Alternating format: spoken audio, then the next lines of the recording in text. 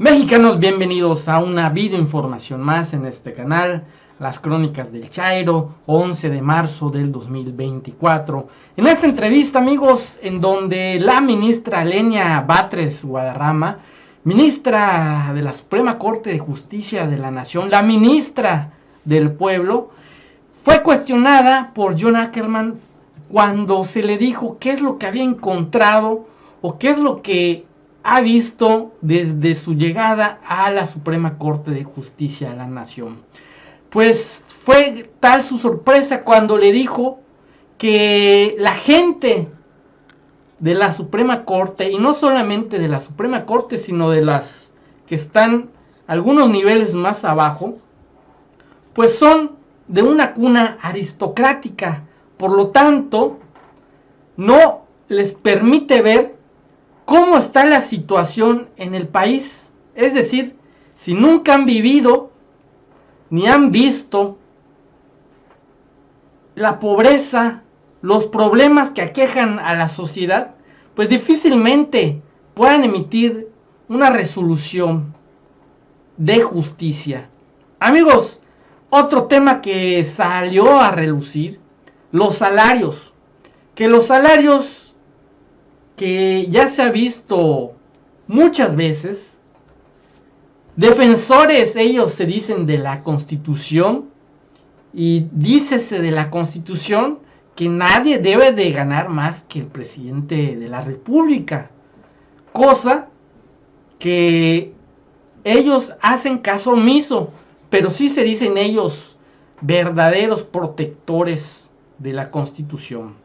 Solamente ella y su equipo directo son los que ganan menos que el presidente. Incluso mencionó que ella les pidió a su grupo que por favor se bajaran un bono que se otorga cada 3 meses, y con ese bono ganan más que el presidente. Otro tema, amigos, el tema de la reforma eléctrica.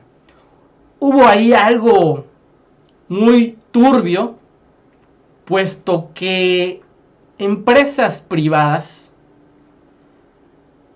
altiborraron a la Suprema Corte de Justicia de amparos a lo que menciona la ministra, que se debieron de prolongar, y mencionó que parecía que había mucho conflicto de interés porque los otorgaron a diestra y siniestra, prácticamente sin analizar lo que estaban haciendo.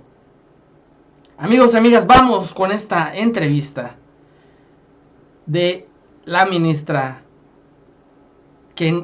Lenia Batres. Muy pronunciada en la Suprema Corte, en el Poder Judicial en general y en la Suprema Corte en particular. Entonces, sí hay que recordarles que habemos pueblo.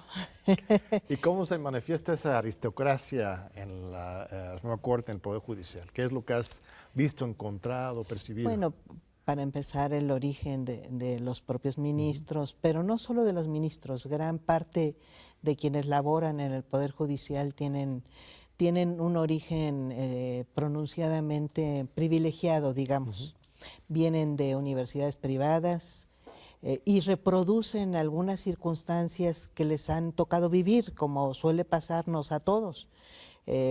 Tenemos y reproducimos de acuerdo con las experiencias e incluso pues ideologías que tiene cada quien, concepciones del mundo y nuestro contexto. Entonces, cuando se tienen orígenes muy aristocráticos, se suele pensar que lo demás no existe, o que si existe, pues existe sin necesidad de que nos detengamos a verlo, ¿no?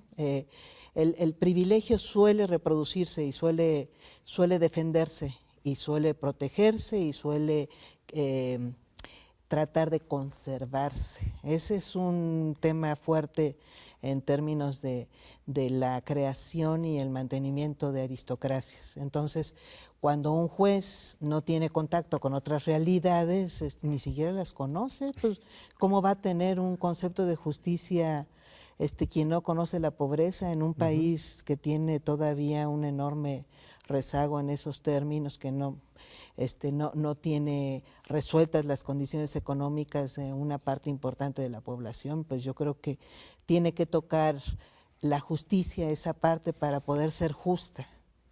Y no solamente es tu teoría y tu discurso, sino tus acciones. Desde el primer momento decidiste devolver la parte excedente de tu salario de acuerdo con los límites constitucionales. O sea, estás tomando en serio la disposición constitucional que dice que nadie puede ganar más que el presidente de la República. ¿Eres la única ministra que lo ha hecho hasta ahora? ¿Sí? Sí. ¿Y cuál ha sido la reacción ahí adentro? Pues lo mismo, ¿no? Proteger sus privilegios, justificar esos salarios. No se habla de ese tema. Es un tema vedado. Pareciera que no existe. Bueno, tampoco los he obligado a hablar de eso, pero cada vez que se está cerca de abordar, cambian de tema. No, pues creo que era muy importante que alguien cumpliera esa disposición, para empezar, porque no solamente es el caso de los ministros, es también magistrados, jueces y altos funcionarios de todo el Poder Judicial, que está conformado por 55,000 personas a nivel federal.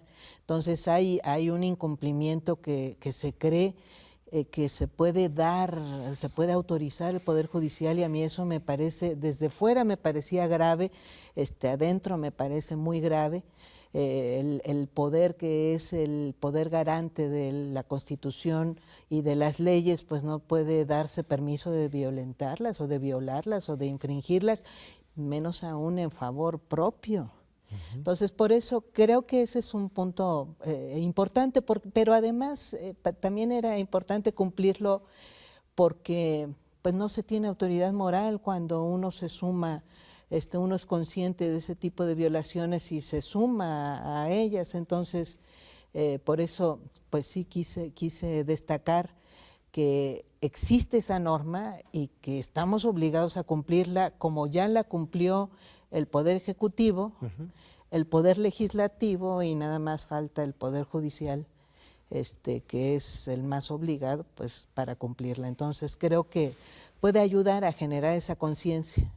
Y no solamente tú, todo tu equipo, ¿no? Toda la ponencia. Toda la ponencia, sí, que también estuvo ahí. Qué barbaridad, estuvieron sacando notas de que desbandada y que la ministra violenta los derechos laborales de los trabajadores, no, de ninguna manera. Yo sí les pedí a quienes ocuparan los cargos, particularmente de secretario de Estudio y Cuenta, que se sumaran a este compromiso, porque en ese cargo también tienen un ingreso mayor que el del presidente de la República. Entonces les pedí que renunciaran a un bono que se les da cada 3 meses, y es lo que hace que suba a un monto mayor que el del presidente. Afortunadamente me han dicho todos que sí, de manera inmediata. Y por supuesto eso me da mucho gusto, porque quiere decir que es un equipo que resiste y que tiene también una convicción de legalidad, de constitucionalidad y de probidad, que eso también es muy importante.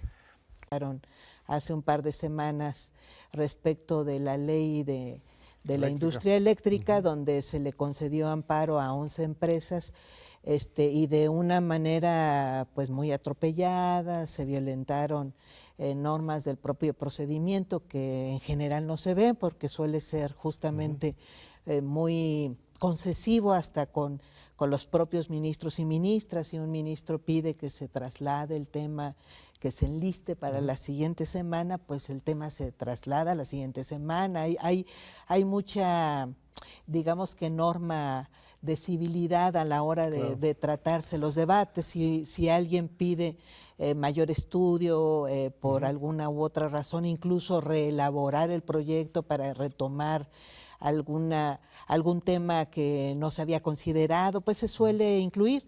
El tema, en el caso de este tema de la ley de la industria eléctrica, pues a mí sí me llamó la atención. Es el primer tema que me me parece grave y bueno, me corresponde también debatir en este tema. La Corte ya había resuelto varias acciones de inconstitucionalidad y controversias constitucionales donde definió que varios artículos pues se declararan válidos y algunos inválidos. El problema de aquel día es que se estaban declarando prácticamente inaplicables, y no solamente para las empresas que promovieron los amparos, sino además se le quería dar efectos generales a las resoluciones de amparos que son individuales, respecto de esos mismos artículos ya debatidos en términos generales. ¿Y a ti te hubiera gustado que esta discusión tan medular fuera público, Mi que todo el mundo pudiera ver? Y además mi impresión es que si hubieran sido públicas, pues no se hubieran atropellado esas, por lo menos se atropellaron 3 leyes en los procedimientos para procesar una recusación o consentir un impedimento y bueno, ahí implicaba haber dado cauce a un procedimiento específico que hubiera llevado a posponer esa discusión, pero fue atropellado y se brincaron estos ¿tú pedías artículos. que se aplazara la discusión? Yo pedía que se aplazara, sí. Ellos, pues, así, bueno, para ir de frente y proteger a algunos intereses. Sí. Se ingresaron ese día 2 recusaciones que obligaban a aplazarlo de acuerdo con el artículo 60 de la Ley de Amparo. Y no se aplazaron, o sea, se tenía que abrir un procedimiento en el que se citara a la Secretaría de Energía y al ministro al que se estaba solicitando se recusara, se citara una audiencia y se debatiera o se determinara si había el conflicto de interés que se estaba acusando respecto de la participación de ese ministro. Oiga, estimada ministra, pero luego estos son los mismos